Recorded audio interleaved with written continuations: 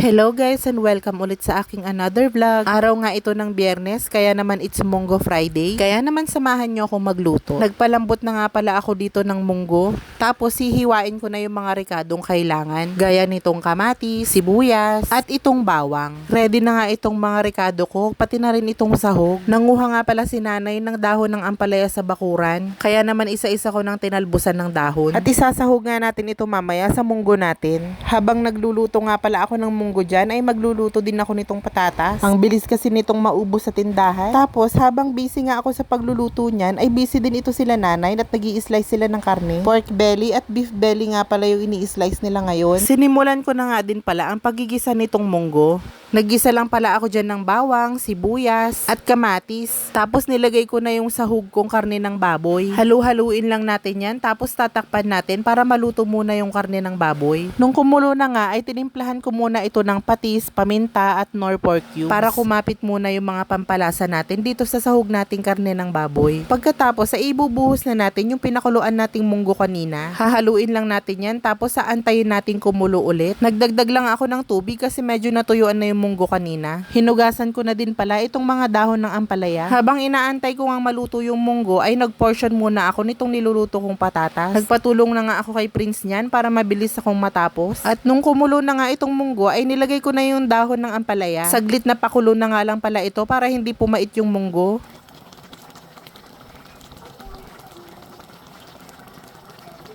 At eto na, ready na ang ating munggo with dahon ng ampalaya. Ang sarap nito guys, lalo na pag mainit-init pa, tapos samahan mo pa ng chili oil. Naku, mapaparami talaga tayo ng kain nito. Kaya naman tara, kain tayo guys.